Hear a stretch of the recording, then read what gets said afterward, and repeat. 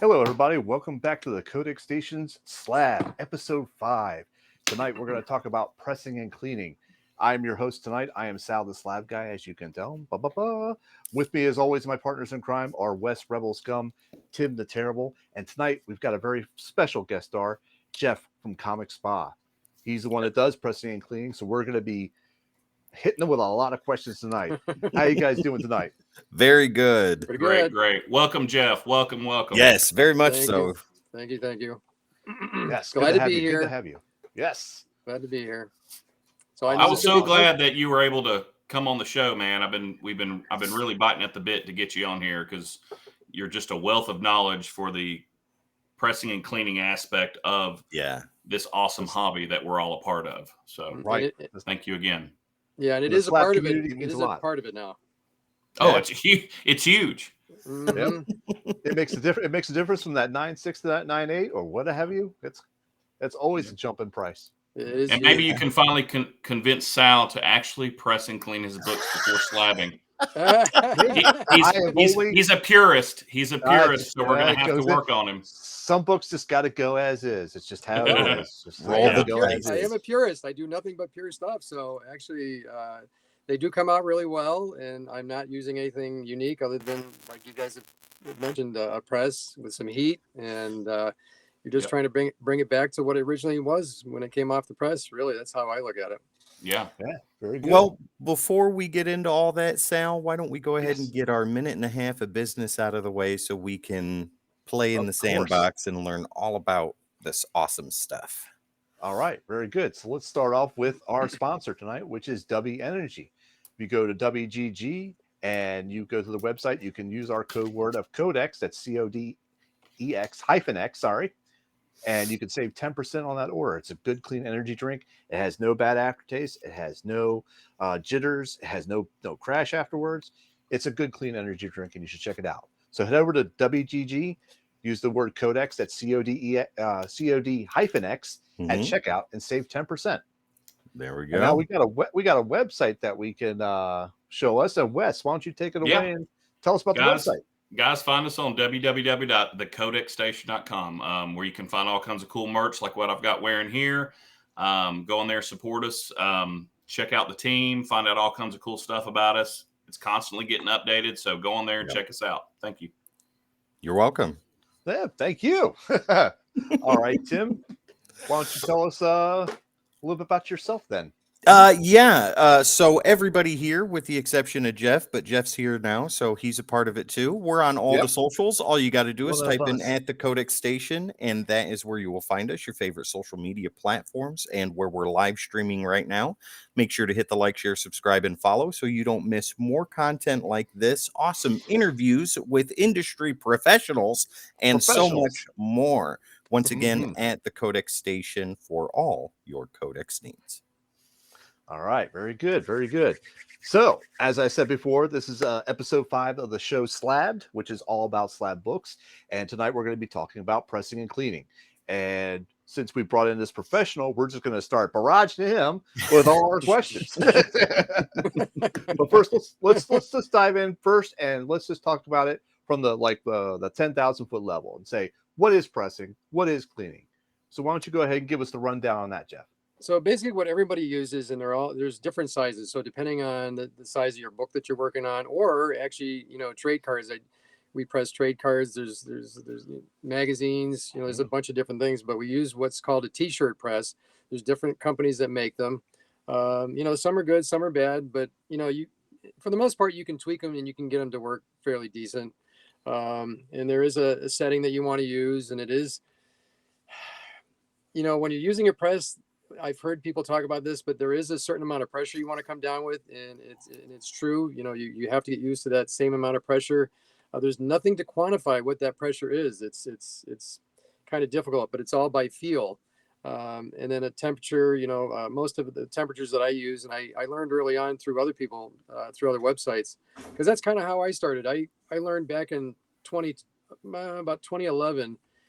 That you could bring the value of your books up, by actually making them better. And I actually at one time back in 2000, and I didn't realize they were new at the time, had sent some books to CGC back in the day, And I sent them kind of like Sal as is. I sent them in. I had Roll of the dice. Tales to Astonish, which actually, I think I've got one here, and I can Oh show yeah, you. show it off, man. Show it off. If you This haven't is seen the the slab show.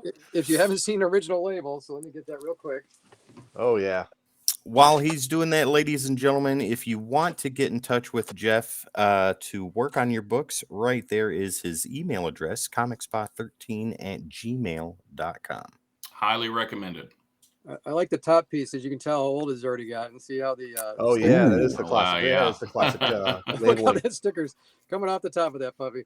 But this was, I sent this out back in, so this is, I don't know if you can see it that well. Yep. There you go. Yeah, it's good. Yep. There you So go.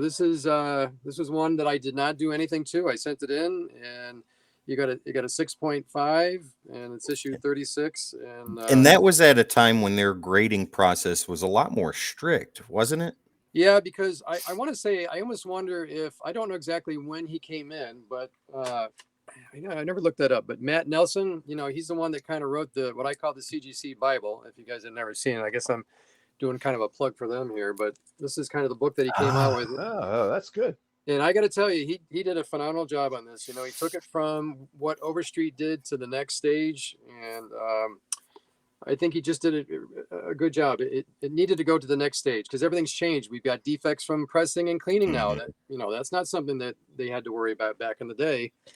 So Well, it definitely changed the industry, that's for sure. yeah. So It did. everything It does. changes.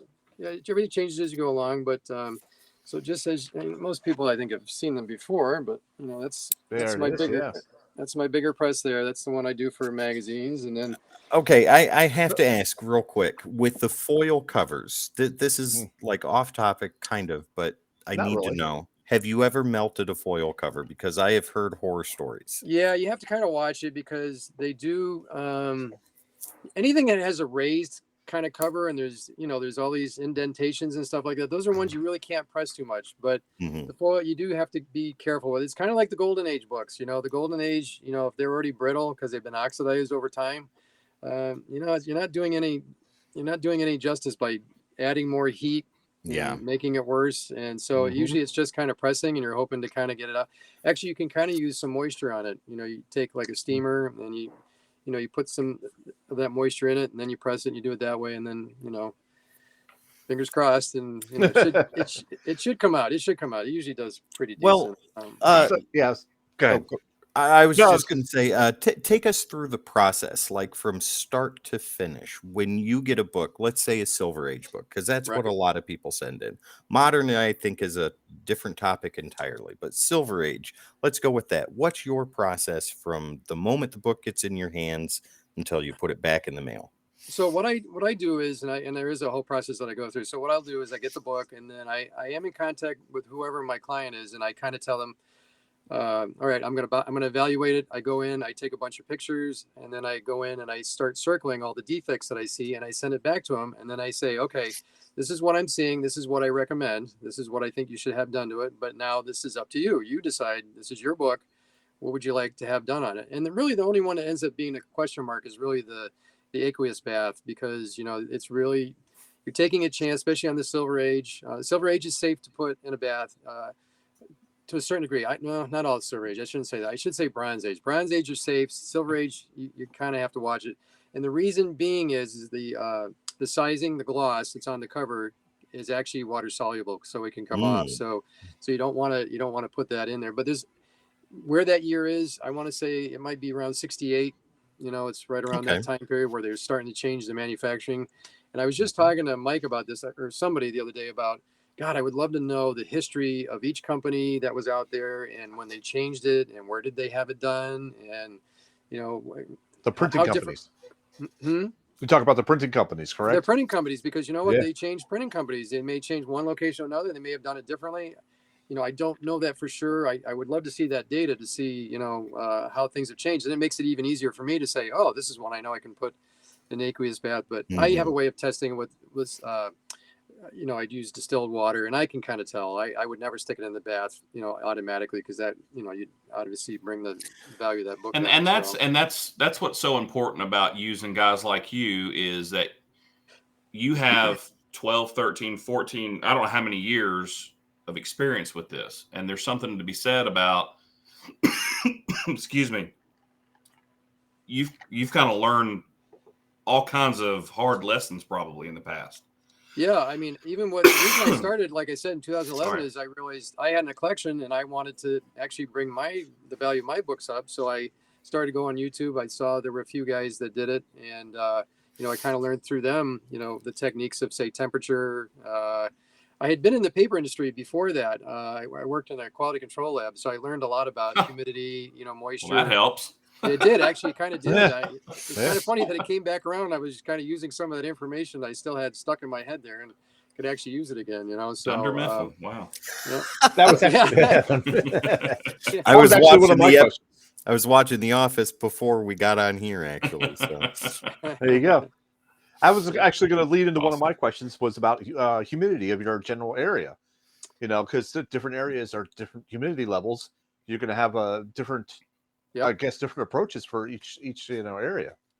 Yep, it's true. Like most of the stuff, like even when I have my client's book, I have it down here in the basement, and I have a dehumidifier down here, and I've got a heating unit. So I do try to keep as much moisture out of here as possible because I don't want it to affect, any of the books that are down here, unless I introduce it myself. Like I use a steamer, and I know I want to put the steam or the moisture in it. So I like to be kind of in control of that. So yeah. But circling back, you were talking about the aqueous bath. Now, how I learned about that was through Wes, and Wes learned about that through Lunch Money on YouTube, and he did a whole process that you had, and I think you sent him pictures, and he showed those on his YouTube channel. If you didn't have to do that bath, though, what would the rest of the process be through pressing? Yeah. So once we decide, and I should go back to that when we were talking about the client. Yeah. So once they see the defects, and let's just say, they don't need the bath. So the next thing I do is, and once I get their approval, I usually start the process of taking and again, if it's okay to put, distilled water on it, I'll put that on a paper towel. And then I slowly just try to wipe away the surface of it, because sometimes a lot of the dirt will come off fairly easy, not all of it. It just gives on. And then I'll do the backside and let it rest. And then I say, okay, now I can start tackling using the what they call, dry cleaning. And it's basically what you're doing is you're using an eraser. And of course, when I didn't bring one down here. It's like one of those white erasers, right? Yeah, exactly. That's what it is, right? And I take that, and what you do is you take a book, and let's see if I can grab one here. Just any book. And then what I'll do is, whatever area I'm working on, I'll cover it. Like, so if I want to work on this area right here, I try to keep my hands off it as much as possible. And, if this was a white area, I would start working on that. I tend to use, just like a regular pencil. I've seen guys use different things to clean their books with. And it's a process, and it takes time. You're basically having to go around the book and, do the center of it. And once you get done, now I flip it over and I work on the other side. And once I'm happy and I like how this all turns out, then I go to the next stage. And if I feel like if the spine has some ticks that I need to kind of raise up, that's the next thing I'll kind of do is I raise it up with a tack iron, and I'll use moisture. And that, believe it or not, it actually brings that tick up. And if it's color breaking, obviously I can't do anything about that, but I'll raise it up. And, and then now I'm ready for the next process, which is basically sticking it in the press. And sometimes it might need 1 or 2 presses, might need 3 presses. It depends how bad the creases are on it. But I can get them out. You just don't want them to revert. And that's when you take it and you put it into the cold press, because you want it to stay like that for a while. Yeah. Especially the older Silver Age. Okay. And what did you say to me on the phone earlier today? If there are 2 color breaking spine ticks, drop it down. Yeah, drop it down. Yep. Yeah. Because automatically, if you're dealing with a modern book, it should be a 9.4. But some of the stuff I've seen go through CGC has been, I've seen 9.6s with 2 color breaking ticks, which I was surprised. I'd never seen that before. So, it's just whoever you're getting at CGC, I guess. And Lunch Money Comics is in the chat with us, ladies and Mike. gentlemen. Hey. What's up, Mike? Love your show. Watch it all the time, man. We are fans. So, yeah, glad to have you here. And one of our own, Dan Kelly, has a question for you. So maybe you can answer this if you're Sure. finished talking about the process. The man formerly on Instagram, now live on Instagram. That's right. He says, how much would it cost someone to get all the gear they would need to start pressing books themselves? Yeah, I actually kind of like when people want to learn how to do it themselves, because really after you start, learning about, all the items that you need. So obviously you need to have a t-shirt press. So you can look online. I went to, I think I went to Amazon, and they'll have a bunch of them on there. You can pick out. You definitely need to pick up release paper, and you can get that again on Amazon. It looks like this. This helps keep the cover from getting any damage when you put it in the heat press, because there is a sandwich that you want to put this book in. That was one of my questions as well. Yep. So actually, I do need to get a book so I can actually kind of play around with it a little bit. Let me see. I got an old one over here. So we might get some pressing live. Yes. You also mentioned a cold press. Is that a different unit, or is that just a cold press? You mentioned a cold press. Is that a different unit altogether, or is that just something? It can be quite simple. Actually, you can use plexiglass. You can use regular glass. Like I've got these glass cutouts like I use right here, and I sandwich it in between another this piece guy's of glass. Unbelievable, man. Yep. So awesome. As you can see, I'll take these two without that box being there, and I'll stick it in between that. But again, you have to make sure you have that sandwich a certain way. You can't just stick it in there, because now you're going to squish the center. So you got to have like a backing board in the center. And then you can make your sandwich, and then you put it down there. And so it could be in there for maybe, sometimes I'll do it 2 or 3 days, because I don't want the book to revert. I don't want the ticks to change. I don't want the creases to change. Even though it came out of the press and it looks really good, if you leave that book alone, it's, it could go back to that again. So basically we'll take the Scooby-Doo that I've got here, an old Scooby-Doo that my daughter kind of likes. And what I do is I'll take 3 pieces of just regular copy paper. And I put them all together, and I'll put this on the inside of the back page. Okay. To give it like a good foundation. Yes, exactly. So obviously now that's on the bottom. That's the back of it. You can see kind of in there. It's in the back. Yeah. It's kind of tough, and then now I do the center. So I look for the centerfold, and I'm going to do that right now. Oop, I got that pretty quick. So I stick that in there, and then now I go to the front page, and I stick another 3 sheets of paper.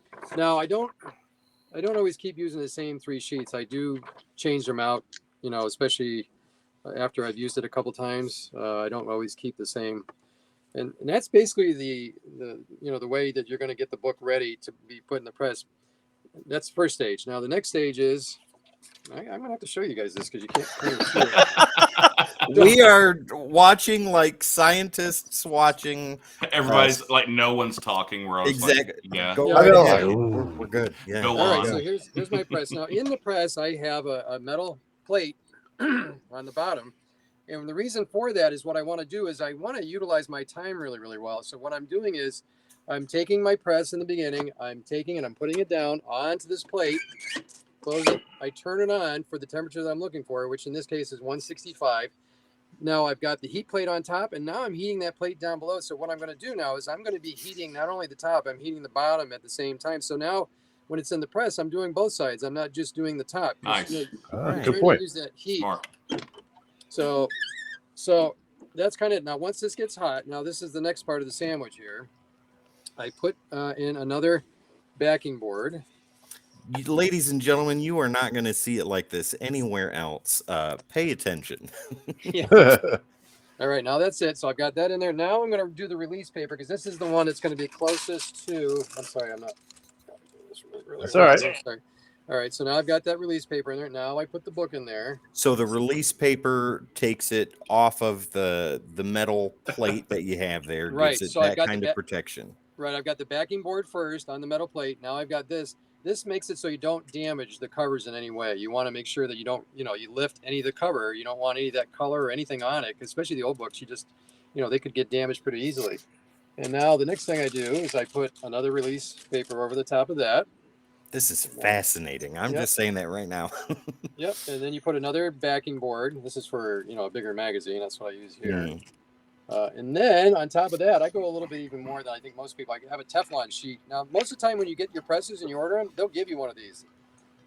Oh, okay.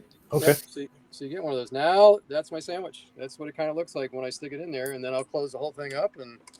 And so once I get it in there, the time that I use usually is it's going to end up being I got to think about it for a minute. I'll turn it on. Yeah, I'll do about 600 seconds, and I wait till it gets to about. I'll just show you what it kind of does here. Yep. So there's the. Am I getting it? I think. Yep. So you can kind of see. So it's going to work its way up. Now it's it's at 64 degrees, and it's going to stay at 600 until I hit a button that starts doing the countdown. It's about 10 minutes you do it for pressing, right? Exactly. That's what it comes out to. It comes out at 165. Exactly.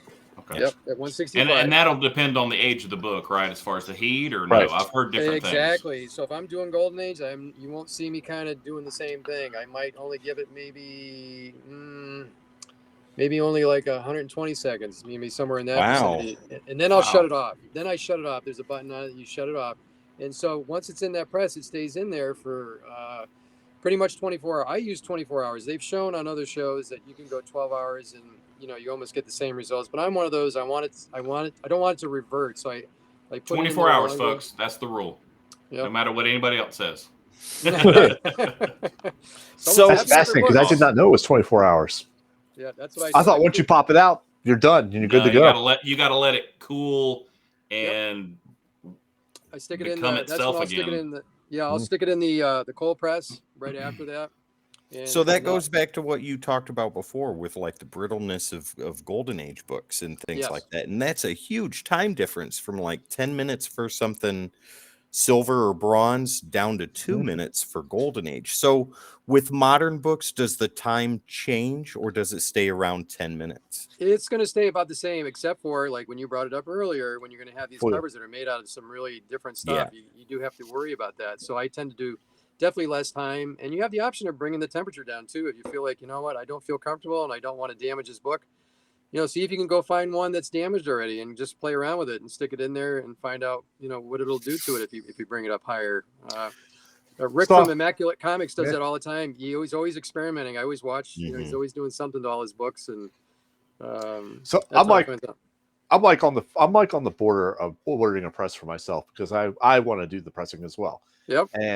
And I figured I'm just going to go to the LCS and buy a whole bunch of like dollar books out of the dollar bin and like physically damage them in some shape or way, and then just try, experimenting. Like, okay, I did it at temperature 140.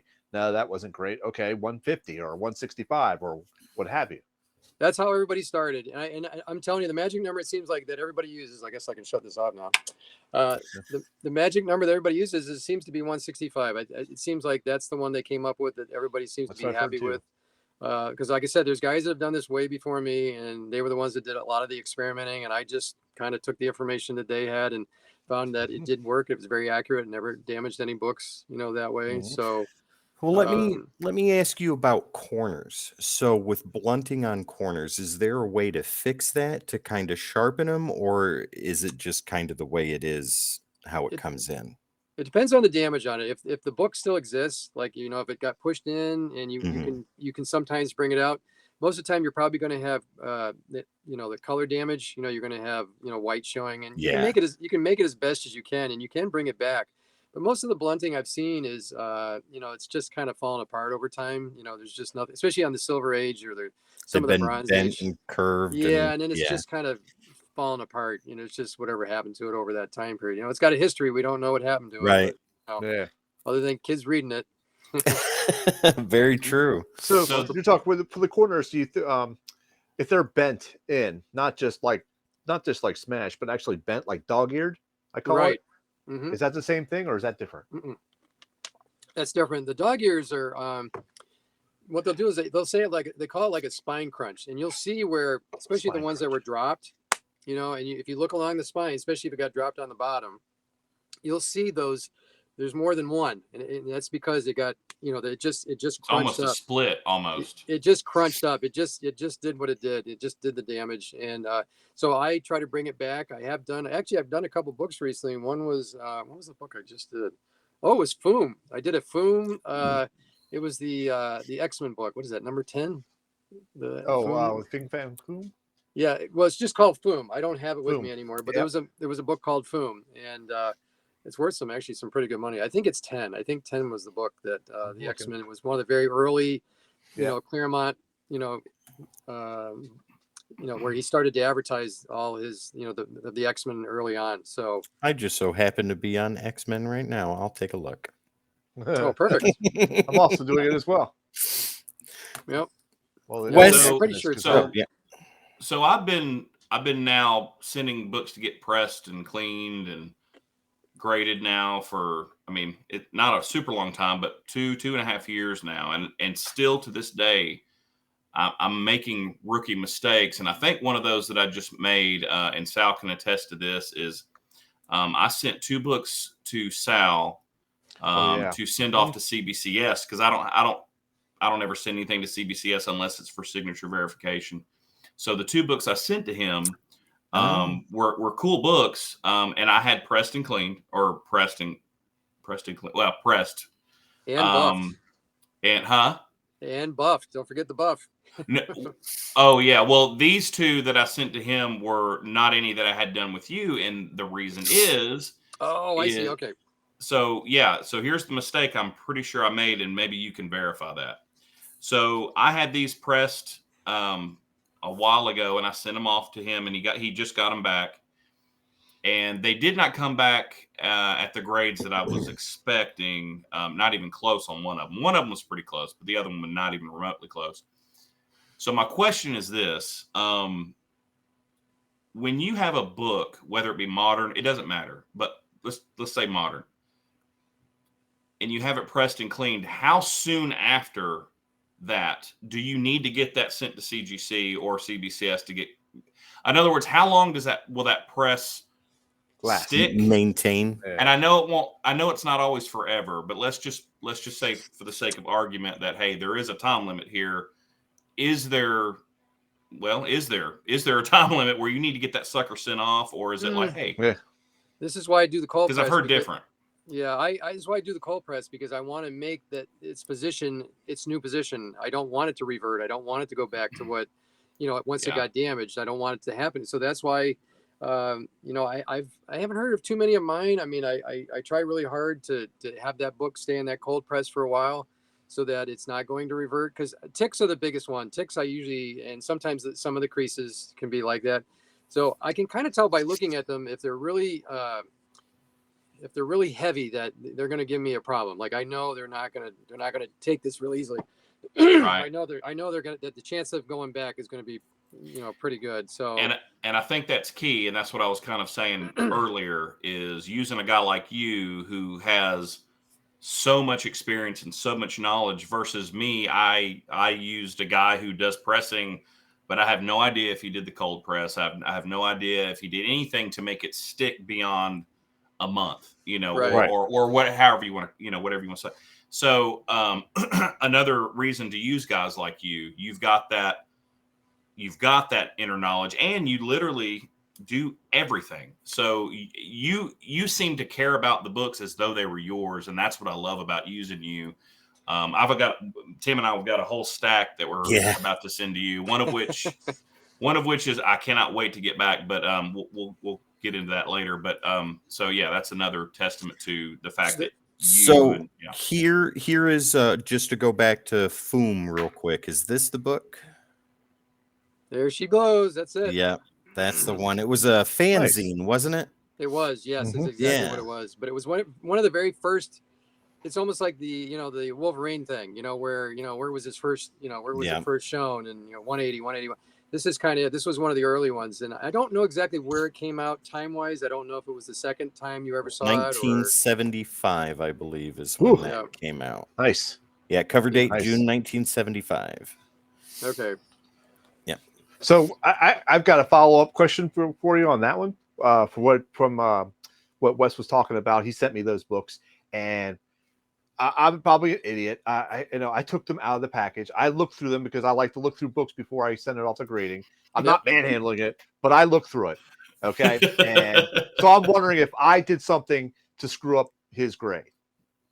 I doubt it, Sal. If you were careful, No, I you no, know, I doubt it. I am very careful. And I'm not there trying to read the book for entertainment. I'm actually going through it looking for major defects or anything like that. What the hell? So I don't know if I actually did something. No, seriously, seriously, because I would definitely resend it back for Wes if I did do damage to it. You know. No, this is why I use moisture when I do the ticks and the creases and stuff, because it's helping it to be, to me, water's its friend. It's a friend. There is moisture in paper, believe it or not, and that's the trick that a lot of people don't realize. That's why I didn't have an issue learning to do the aqueous bath, but it's taking it from that stage of having that much moisture, and how do you get it all out of there? And there's a whole process that I go through to get that moisture out, so it doesn't shrink and things like that, because and that's what these big pieces of glass are for. Actually, when I'm doing the aqueous bath, I use a lot of paper towels, and I change them out a lot, and they're in between these two pieces of glass, and I use weights, just like anything you would use in a gym. I'm using a bunch of weights, and I want to get as much pressure on there as I can to get all that moisture out of it. But for ticks and creases and stuff, it's just using the steamer, sticking it in the press and then getting in the cold press right after. And I'll leave it in there for a few days. So. Well, let me ask you, what was the most anxiety-filled press you've ever done with the best results? Or unexpected results, even? Actually, Mike's on for this one. So it was actually the Avengers #8, and it was that first one because the back cover was just barely hanging on to, and he can comment on this. It was just barely hanging on to the staple. There was, in the front it was cut, so it had just, because of age. And then the other thing is the spine wasn't straight, so I had to, and that's tough to do on the Silver Age books. So usually I don't like to adjust them too much because of age, but the paper was the paper was just pliable enough to be able to do something with it, and it did actually. It came out. I just took my time, and it did exactly what I wanted it to do, and nice. I was happy for Mike, and then he sold it. Well, there you go. Oh man. So, biggest book you've ever pressed then? That's it. I'm unsubscribing from Lunch Money Comics right now. What's the biggest one, like value-wise, that you've ever had the pleasure of working with? Oh boy, it's tough because I see them all being up there. I've done Avengers 1. I actually had a Spider-Man 1 come my way to actually work on it, but the book was in such there wasn't going to be much I could do to actually make the technically I traded it. That's true. Sorry.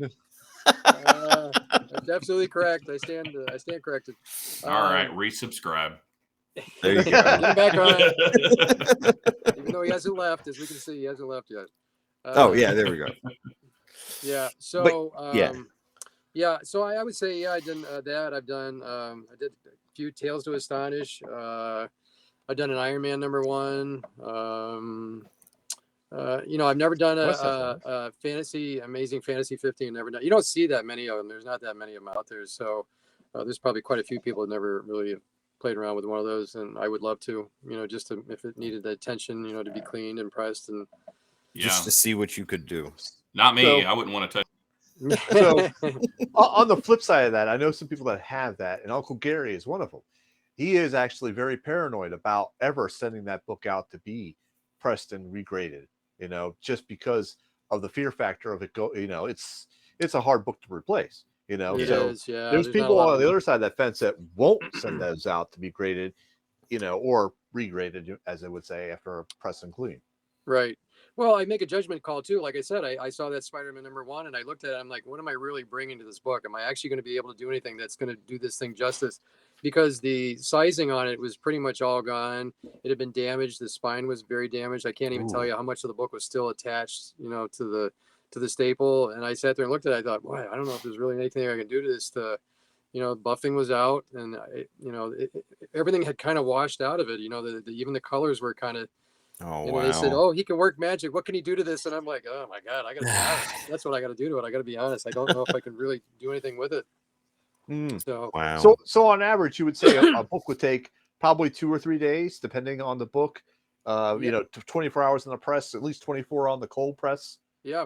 depending. You got it. That's usually what it is. It can be like that. And sometimes the ticks will fight me and I may have to stick it in again. And then I don't give up on it. You know, there's a point I do. I shouldn't say I don't give up. I do give up, but there's a point where I can tell that this just isn't going to do anything. It's been in that bad position for so long and the crease might be so deep and, you know, it may come right off the staple where you can see, you know, right off the staple, the crease is really bad. So I just know I can't do anything with it. Just gonna drink of water here. Okay. Yeah, I remember you told me that Transformers #1 newsstand I sent you kind of fought you a little bit. It did, yeah. I think I got it. I'm still hoping it's still hope it's there. Looks beautiful. I fought it for a while, and that one was in the cold press the longest, actually. So yeah. Well, Wes, somebody told you also that the paper that they used, and Jeff, if you know about this, please chime in on that. But the paper that was used for the G.I. Joe and Transformers issues was a more brittle type of paper. Oh, is that right? He was a comment because I did a CGC unboxing. You saw it, Jeff. Well, one of the commenters said exactly what Tim just said, and I thought that was interesting. I'd never heard that before. I'm going to find that. Yeah, I mean, it could be true. There's a lot of things. I don't know the history of all the books that are out there. Like I said, I don't know how it was made. You know, when I look at, like, say, a Ninja Turtle #1, which I just recently did, you know, it was a different process that they used. And, you know, I had to learn even how to work with those books. And, yeah, I found I can do things with it, but the process was just a little different. I had to approach it a little differently. Right. But yeah, you know, maybe a little bit more heat, not more heat, but yeah, more press time, you know, things like that. Somebody from Spine Tick Pressing on YouTube says that name checks out. Yep.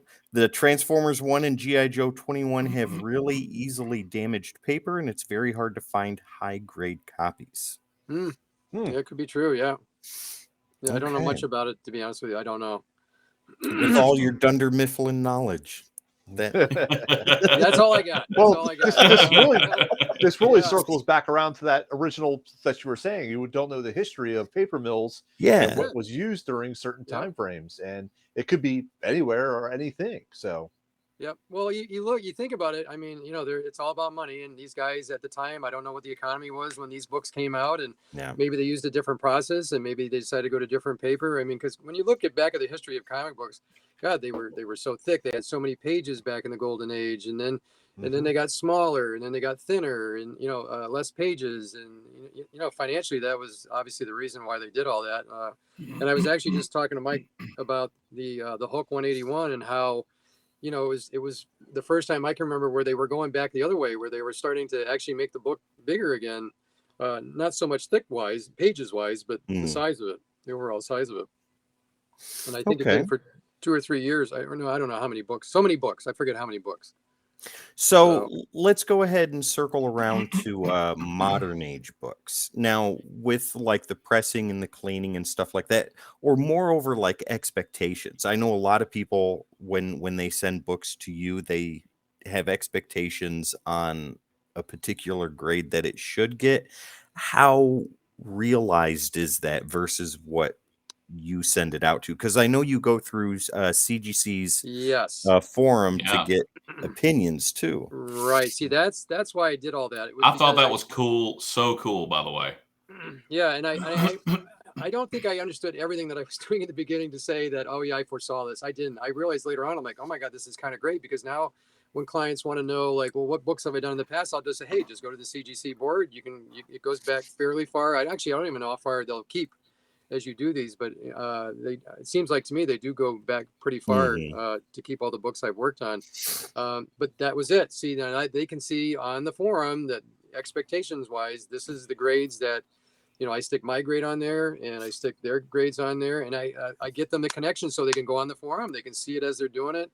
They'll see sometimes it's not right away. Sometimes they only get one guy that responds, and it's, you know, it just depends. You got to give it time, and over time, these guys will look at it sooner or later, and they will, you know, give you grades that you can be, and then actually that helps them decide.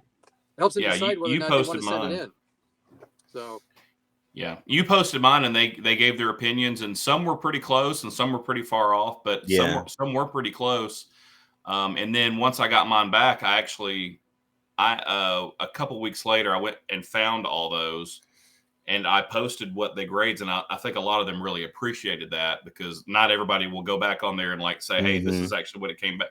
So, but I did that, and I thought that was pretty cool. Got some more feedback, so that was really neat. Yeah, I really like doing it. I like carrying it to the end where, like as soon as you guys get it back, I say, as soon as you get your book back, do me a favor, take a picture and send it to me because I'd like to put it back on the forum. And Yeah, I can tell they're appreciative to see, how far off they were. They're kind of a lot like me. I tend to be conservative only because, I learned how to grade through Overstreet Price Guide. I kind of did that. I always felt that the CGC was a little bit different. They're a little bit, I don't want to say looser. I don't know what the word to use on that one, but they tended to be a little forgiving, I guess is the word I want to use. And to this day, it's still kind of like that. So I kind of adjusted, but I still kind of feel like I give out the grades where I feel like, where the grade should be anyway. So, well, like with books that like with expectations, people are expecting it to come back at a 9.8. How do you deal with something like that? Like if it comes back graded lower than what that person expected it to be, how do you deal with communication? and Tim, is there a book that you're thinking of somebody that Not at all. I just know that we have talked about this before on different shows and expectations versus reality, and I've seen many comments on many different YouTube channels where people are armchair graders, and I disagree with that because, like with me personally, when I hand a book, when Wes and I look at a book, we will look it over from top to bottom. I will get his opinion, I will give him my opinion, and together we'll be like, is this worth sending out? Yes. Okay, then we send it to you. And we both come up with what we think is going to be the grade. Once it's out of my hands, I'm happy with whatever it comes back as. But like what you see it as what it could be plus the CGC forum, then it gets to CGC itself and then comes back. Like the Venom, it came back at a 9.4. When we were talking, I thought it was going to be much lower than that, but it ended up coming back at a 9.4. I was extremely happy with that. But like, like with people that just refuse to bend on their expectations. Well, this is the other thing now. You can go to shows and things now, and picking up an encapsulated book, and you look at it and you go and you say, "Oh, this one's a 9.6." Well, you better look at it because sometimes I look at them and it's like you're right. It doesn't seem to be balanced at times where you're expecting the book. That's why I say, like, I'll say maybe I thought it was going to be a 9.4. If it comes back at 9.6, yeah. How many books out there are getting like this? How many books have 3 ticks and are getting a 9.6 where I really feel it should have been a 9.4? And you're going to go to a show and you go, "Oh, here's one. It's a 9.6," but I feel like that's new. I feel another issue is the printing when they made the book. Sometimes the beginning of the printing process, the colors are really vibrant, and then later on, through the end of the printing press, all of a sudden the colors are disappearing, and maybe when they get them graded, they're still grading them the same. Yet one of them has better color than the other, and that goes into the whole printer defects and things that CGC is kind of lax on. Yeah. Yeah, you'll see that printing crease. You guys have had to see those in the 70s. There's a lot of printing creases, and it is a defect, and it will bring the grade down a little bit, but they don't mark against it as much as they used to. I feel like they're a little bit more, which I feel like, in a way, I want to say I feel like it should be a little bit because it's a printing issue, but then it's not the quality of the book anymore. It's about, right. Now what do you do? You're bringing another factor into it, and like how many excuses are they gonna? Exactly. Like over time, it's like, well, you got to be careful how many excuses they give up or that they allow. Right. Exactly. Yeah. Well, I've got an Amazing Spider-Man. I'm sorry, I got an Amazing Spider-Man 361 up here on the wall, and that had the printer cuts at the bottom. It was like two little holes every page, all the way through the book. And I was always afraid to send that one in, but eventually I did. I got it signed, I got it remarked, and it came back a 9.6. Nice. So, yeah, and that's because like most of the books had that. They all had that same defect, and there's certain books that when they were printed and they were made, they all had the same. I know there's a few of them out there. I forget which issues that have issue. I mean, doesn't even Hulk 181 have something in it? I think I read somewhere. Probably, I think so. I've never seen a Hulk 181, so I don't have one, so I can't say either. But the further point that this information is not readily available. Is this, people that are just coming in, should I get this pressed? I don't know. I see damage on the book. I don't know if I should send this in because, they don't know that CGC may not, hold that against the book now or be more lenient because of certain things, this is why the forum is really good. That's what I liked about the forum, because they do have other forums besides, hey buddy, can you spare a grade? They have other ones. Yeah. If you have a general question, there are guys that are on there that will actually answer that question for you if you go in there. And you don't have to be a member. This is just the forum. Right, it's the free board. Yeah, they're very, very helpful there, and I like the fact that they have all that, and they're pretty good about all that. So you just have to pick one and stick that question in there. You know what we haven't done this whole episode? Show slabs. That's what the show's about, right? We usually wait till the end for the show the slabs. I've got two that I want to show. It's like Christmas morning. I want to show. Jeff, do you have any slabs you want to show us? Check out time. I'm gonna go. Sorry. Oh, I have a. Oh, yeah. We could jump in. We haven't really discussed I think we haven't really discussed the type of cleaning products. We kind of briefly touched on it, but I thought maybe there was more information for that. Yeah, you're gonna find certain things like it doesn't even really matter. Like for instance, like these cleaning pads. Like when I go to clean the book off, you can go into any CVS and you'll see these. Those are just those astringent pad things for makeup for women with the makeup, and they're awesome. They work really, really well. So you don't really need to have a name on it. Any of them will really do. Even the erasers, it's kind of the same thing. I find the presses. There are some good ones on the high end that. If you go to the forums, they'll kind of tell you like the better ones. I've tried different ones, and I play with them and I tweak them to where I know I can use them, and so I find a way to work with the ones I've got. And they say there are better ones out there, but and then let's see, paper. I just use copy paper, and then for most of the stuff I get is like from Staples. I'll get the magazine size, thick boards, the backing boards. You can get some of that stuff at Staples, or you can go on Amazon. Amazon has them, or your local comic shop, and that's you're going to use those that you have in the comic shop for magazine. You can use those to put them in the press and do that. So, and distilled water, grocery store. I just go to the grocery store and get distilled water, and and do your own aqueous bath. That's kind of it. That's right. You were talking about peroxide off air too. With your feelings about that, like when they put them in those baths with the peroxide and the ultraviolet lights. Give us your thoughts on that real quick. Yeah, I don't know the history of what peroxide would do to the book over time. I know Rick from Immaculate Comics feels okay that he thinks the process is all right to use, although it makes me wonder now, because I think CGC is starting to catch on that people are doing some different things to their books. And I find that there's people sending their books in, they're cleaning and pressing them, and that's all these people do. They send them in, and then all of a sudden I got a purple label because they felt that something else was being done to the book. And yet they didn't, but it had something about it, because CGC now knows that they're using this other process. And that's why I don't come anywhere near it.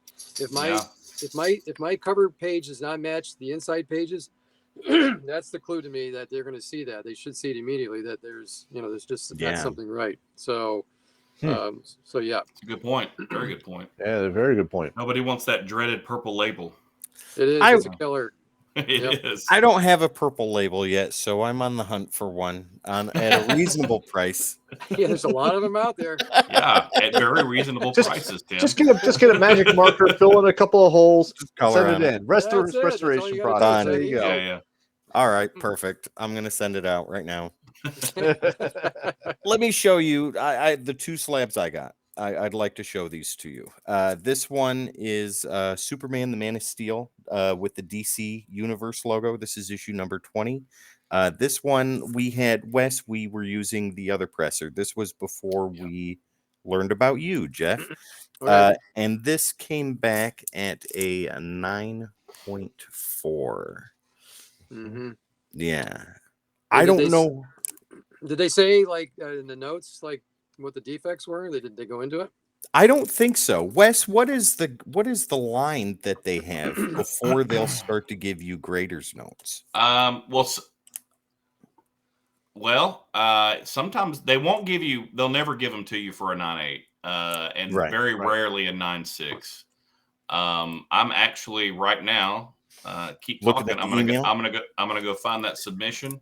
Well, I'll show you the other one I have, Jeff. This one, so that Man of Steel number 20, second print had pressing and cleaning done to it. Now, I know one of the defects on it, and you won't be able to see it in the case, but right along the spine, there's a big white color break that goes all the way down. I think that might be the main reason why this came back at a 9.4. But I know, like with a lot of the DC Universe logo books, those are harder to get in higher grades anyways, because they came in the value packs and all that stuff, and they were kind of beat around. But this one I had sent in with no work done, and this came off the shelf at Graham Crackers in Chicago. They didn't bag and board or anything like that, so I'm honestly surprised it came back at a 9.8. But this is look at that, the Graham Crackers Poison Ivy #1. Yeah, no work done to it, no press, no clean, sent in as is. This was one of the first books I gave to Wes to send out, and yeah, I'm very happy that this came back at a 9.8. Yeah. Oh, you know, I feel bad. I was just looking down on some of the questions, and someone I think I started asking me about how much it would cost to get all the gear. So if you go to get a press, I'm going to say this real quick. You know, you can get it for like maybe 140 to 150, and all the other stuff, you know, like I said, on Amazon. So you can do pretty good. I want to say like maybe less than $300 for everything. Really? That's good to know. Okay. Now my buddy... go ahead. No, I was going to say I've got three presses sitting in my Amazon cart as I'm comparing and looking at them, reading reviews and stuff like that. So yep, there you go. Yeah, my buddy Paul was asking pretty much the same question that Dan did, like what type of equipment would be perfect for a beginner, and you said those t-shirt presses that you can find. Yeah, there's no grader's notes on this one, Tim. Yeah, I didn't think so. Yeah. Usually really 9.2 and below, maybe, but I mean, heck, even but not like above that. And that's only sometimes, you know. So and you got to remember, you know, the graders notes are not for us; they are for them. That's an internal communication they do, and sometimes we get them, sometimes we don't. Now I wish they were for us. Yeah, that'd be nice. But the ones I sent to Sal, some of those, and that's why I was like, man, I think I waited too long to submit these after pressing because some of the defects because those did come up with grader's notes, and they were pressable defects, and I was like, dang. Well, you know. So I'm pretty sure I just waited too long. So which is fine. I'm not gonna sell them or anything. So, but it's all good. But I still feel bad for opening it. I mean, it was, dude. I'm telling you, I sat on those for 5 months before I sent them to you. So it's not you. It was. It's not you, Sal. It's Wes. Yeah, I know, but still, if I send them again, I'll still send more to you. I wanted to do my own assessment. Yeah, I know. This is I just wanted to give it my assessment, and I actually had it as a 9.0 as well. I thought it was going to come back at 9. Yeah. I had that as a 9 or 9.2. The one that came back at 9.4, I had it at a 9.4, so that came back correct. So, but whatever. That was the Christopher Lloyd signature, right? Yeah, that was the Back to the Future one. So the one that I really wanted to come back. Nice. Better came back better. So speaking of that, Jeff, with signatures on books, does that affect the way that you press and clean? You know, they're usually pretty safe. I mean, they're not going to run or anything like that. Like I won't use moisture. I don't use moisture. I just leave it as is. And, you know, maybe I'll use the steamer on the, if it has a couple spine ticks, you know, I'll do that there, but I try to keep the moisture away from it just in case. I don't want anything to happen. I mean, I haven't tested. I don't sit there and go try to get signatures and make myself a crappy book and start, you know. Yep, I haven't done that yet. To see what happens. Yep. Right on. Well, Sal, Wes, do you guys have any books that you want to show off? I can show off one. Can you attempt to make Jeff jealous? Is that possible? I don't know. And Wes, I have yours boxed up already. I got to get them in the mail. Probably the next day or two. So it's all good. No otherwise, I would show them off tonight. You know. Oh yeah. Oh, that would have been awesome. Oh, that's fine. All right. So what I'll get is one of the ones that I did send off in that group was a X-Force #1 signed by Rob Liefeld, and it came back as a 9.2.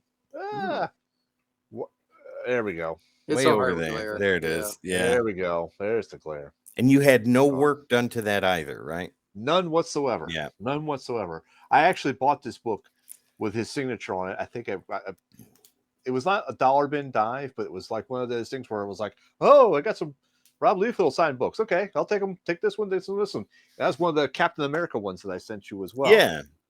So that was one of the books there. So that's it. I didn't have anything done to it, and I don't know if it says anything on here. It says removed from polybag. Well, I don't remember X-Force 1 being ever polybag, to tell you the truth. Well, they had all the trading cards in them. Yeah. Yep. Yeah. Deadpool's rookie card is in there. Yeah. It says 2 different direct edition covers exist with positive and negative UPC boxes on the back cover. 4-page character guide, full page ad for Deathlock. That says all that on that label? On the back. It says that all on the back. Wow. Oh yeah, wow, they got a lot on there. CBCS has got it going on when it comes to that, I guess. That's lots of information. But their labels are so plain to me. You know? They are. I like their labels. They're okay. I mean, I don't hate them, but there's just what's something a little bit more poppy, you know, stand out, do something. I always felt the same thing. I always felt something was missing in them. I always felt like, I don't know. Agreed. You know, you don't want them to copy CGC, but yet I was like, I don't know. There's just something about it. It almost seems, and I don't want to say, it almost seems cheap, even though it's not. It seems cheap. Well, I mean, and the difference with that and a CGC label, like you said, it's all pop. You've got beautiful label. Yeah. Do you guys have any of the custom covers? Do you guys have any of the custom covers for CGC? No, I do not. Got some custom labels. I've got one. It's an older book, or not an older book, but I've got one. It's got the Spider-Man on it. That one there. Right. See? But I'm not a big fan, and that's a terrible grade, I know. But I like the book because it's that 30-cent price variant. Mm-hmm. There you go. It's kind of hard to find. Yeah, that's nice. But you know, that's something CGC does. I actually, and I've said this before in other shows, I don't really like the custom label because it blocks the key element of the book, like whatever the key of the book is, it blocks it and then it puts it on the back. But well, Wes, since you hate that book so much, you can just give it to me. Send it on over. Yeah. He'll take that pain away from you. I will. Sal, did you have another book to show? I do not. So go ahead and show what you got. So I'll show my book. This is the only one that I've acquired since. This is the only slab that I've acquired outside of CGC unboxings and stuff. And it's this one right here. Yeah. Nice. 8.5, so that's respectable. I acquired this in a trade with a little cash from a guy that I've done business with before. I'm super happy with it. I think we were both happy with the trade. I gave him some stuff that I didn't care to get rid of. He got some stuff that he wanted. A really nice Silver Age Spider-Man, which was great, but it wasn't a key, but it was a cool cover. But yeah, man, I'm super excited to own that book now. And of course, these bad boys. You need to bring those down, and I'm super excited about that. Now, those were in my last unboxing, but yeah, don't let them hide back there. Super proud. Those need to be shown. Oh yes. Here they come. Look at this. I got to hold these in my hands. And I was very excited about that. The first one is this Mr. Miracle #1 at an 8.5. Nice. It is, and I said this in the video too, and I hate repeating myself all the time, but I bought this in a collection. And I swear I thought it was like a reprint or something. That's how nice it already was. I was like, is this a reprint? I mean, because it looked like a modern book. That's how nice it was. It was very clean, like very shiny and all this. Yeah, I was like, man, it's got one or two little color breaking spine ticks here or there. I thought that book was going to come back higher than that. Yeah, I thought maybe a 9.0. But like it looked that good. Yeah, I mean it's just a beautiful book. I mean 8.5 on a book from. I mean it's set in 1971, but it's still. I think it's still considered Silver Age, but it is. Look at the colors on it. Those colors are just awesome. And they pop. But this is my baby. This was bought in the same collection here. This Iron Man #1. Yeah. Also a respectable grade. Yeah. Very respectable grade. So there were a couple issues here. I should have sent them to you, and I was so I don't know. Enamored. I got tunnel vision. Yeah. But either way, I'm happy with them. But you and I had just started talking whenever I acquired this thing. So, but either way. So those are the slabs and that I wanted to show off tonight. Yeah. So. Yeah, those were I was there so after I was there after you got that, Tim. I got these books. Come look at them. Yeah. They were amazing. Yeah. That's awesome. Yeah. That is awesome though. All right. All right. Do we have any other questions we want to barrage Jeff with? I am questioned out. I don't think I have any more. I'm going to think of a bunch after we go off air, though. Probably. Yeah, I'll think of like 7 later on. Well, we'll just have to do this party again sometime. That's all. Yes. Yeah. Oh yeah. You can be a continued guest for sure. Absolutely. Awesome. Do I get to show off books or no? Yes. Oh yeah. Go ahead. Hell yes. Well, I got one here. I got to say I was pretty proud of because I did work on it. It wasn't my collection, and for the age of this book. Ooh. Yeah, so it's a Nice. 9.6, and God, look at that glare. There we go. There you go. Wow. Yeah. So it did come. I amazing. was happy. I was definitely happy. It wasn't a 9.8. It was off white to white pages. I was pretty happy with that because this is. Who's it signed by? Yeah. So this is actually Starlin. Anytime I can get Starlin's autograph, that's what I try to do, especially on these. I always loved his work. Very cool. And so I've got quite a few signatures on quite a few books that I have of his. So. And is that a 15 center or a 25 center? 25. So this is a 25 cent. Yeah. It's a 25 cent. Seeing any of those books in That's awesome. that high a grade is amazing. I tell you, that's the way I look at it. I go, God, you don't see him for that age. Nope. You know? And then this is one. If Mike hasn't talked about it, I am a big Avengers collector. I do have them all. Nice. So I guess I gotta show off that one. I guess. Oh, nice. Yeah. I'll just throw my Iron Man in the trash. No, I'll pick it up out of the trash. Golly. That's a great book, man. That's a great book. So the story with this one was when I was a teenager, and we used to travel to this guy, and he had this place in our nearest town. It was at one of the bigger towns, Springfield, and he had a comic shop, and he had this thing in the window facing out. And so as you can see, it's not the greatest. It's definitely got sun damage. Yeah, sun damage. So the fact I was amazed when I got a 4.5 because it's definitely got the sun damage to it. But I was happy to still have it because it's the biggest book that I've ever had in my collection. So and again, I have all of them. I have all the Avengers. So wow, you have the full run.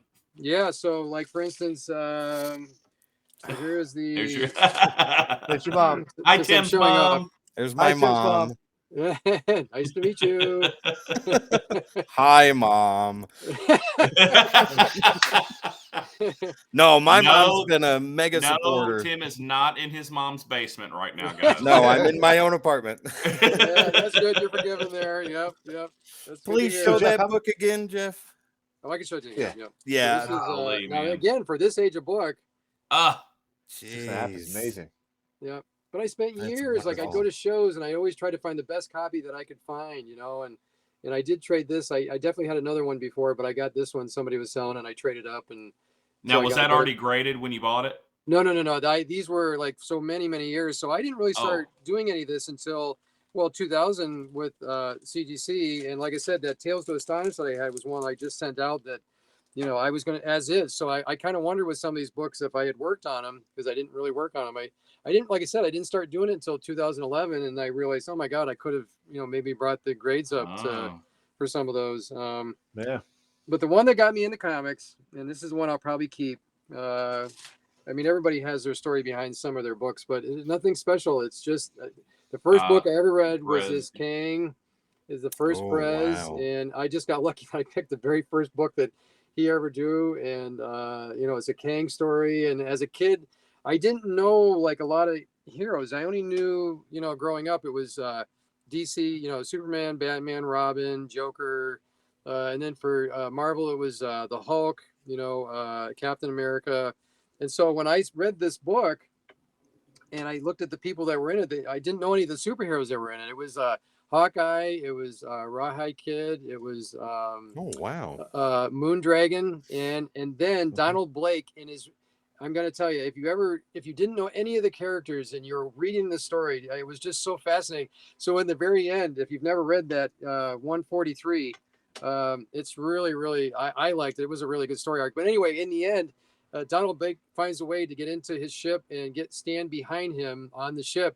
And I kept thinking to myself, why is this guy going up to battle Kang when he doesn't have any powers whatsoever? And I see him with the stick in his hand, and I didn't know who he was, and all of a sudden he slammed the stick on the ground, and I was like, holy crap! I was like, that just sold me into reading comics. I couldn't believe, and I never knew who Thor was. I didn't know who the character was, and that sold it to me. I was like, yep, that locked me into Avengers forever on that book. So.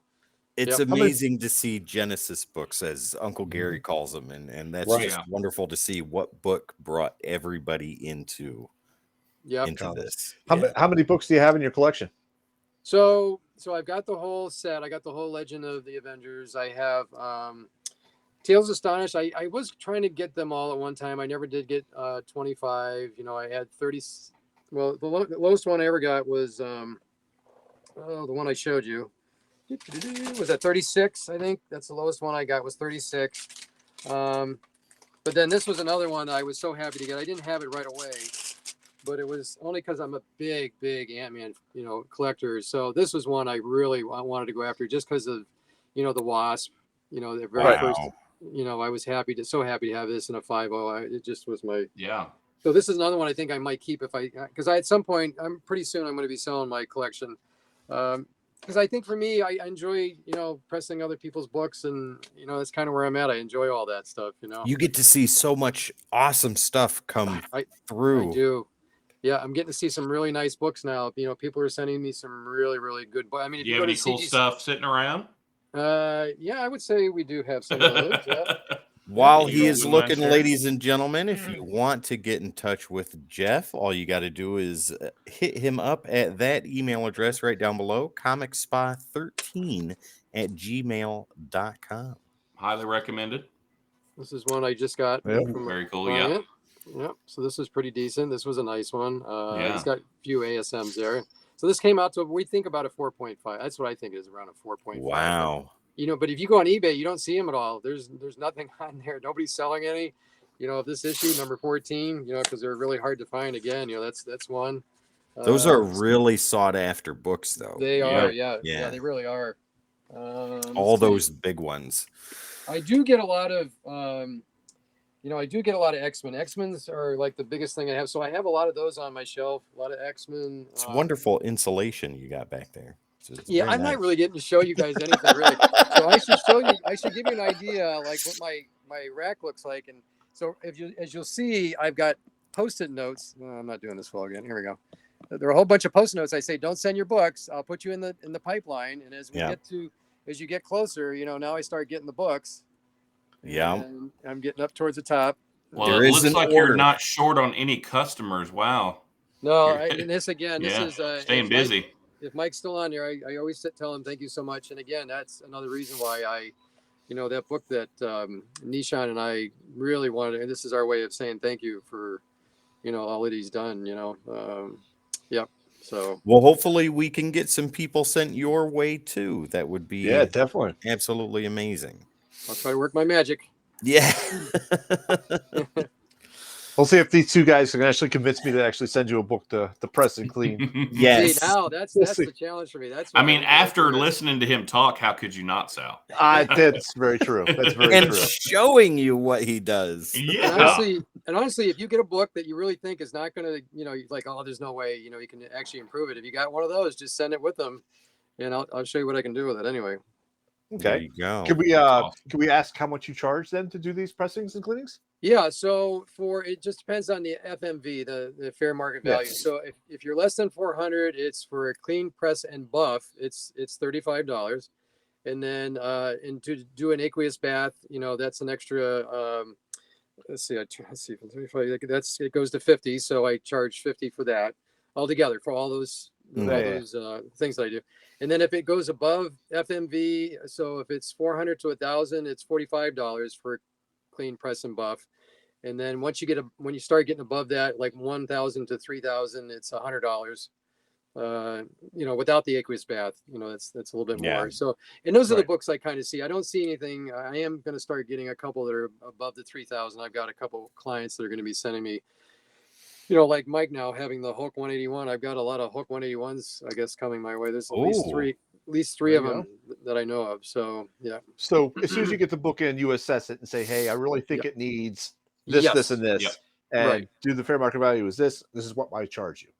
Yeah, that's what I'll do. I'll give you an idea. And once you give me an idea, like what you want to have done to the book, I'll say, well, this is what it's going to basically cost. And the clients learn really quickly what the cost is going to be because they already kind of know, because they'll see, where I'm charging, and they'll kind of figure out, what I would be charging. Now, if I have to do tack iron work, or if I have to do light box work, that I do charge just a little extra for that, just because it takes some time and labor. Now, with the tack iron work, is that more for the cardstock covers and things like that? It's for all of them. They all benefit from trying to get that tick, which is actually a crease on the spine. You're trying to puff it back out. And if it doesn't have a color break in it, I try to get it so it disappears. That's what I try to do. That's my challenge. Nice. I want to make it as if it was never there. Unless the crease is right on the staple, right off of the staple. Those are hard. Those are a little bit harder to get rid of. Right. So nice. Okay. Very good. Good question. Yeah. Well, all right, guys, you have any last second questions? Any other questions? I don't think so. I think I'm good. I just want to say, go ahead, Jeff. What do you have? I was just going to say, I just want to thank you guys for having me on. Oh, yeah. 100%. Thank you for coming on. Yeah, thank you. Yeah. This all happened today. Yeah. Thank you. Yeah. Thank you for, because it was like literally last minute. So I was like, we're doing a pressing and cleaning show. Oops. First off, I was like, oh, crap, I forgot. And then I was like, no. We need Jeff on here. And so I was like, hold that thought, guys. I was like, we need to contact Jeff. So, and sure enough, you dropped everything to come on tonight. So that's outstanding. Yeah. We appreciate that. Definitely. Yeah, not a problem. Not a problem. Anything for you guys. Awesome. Right on.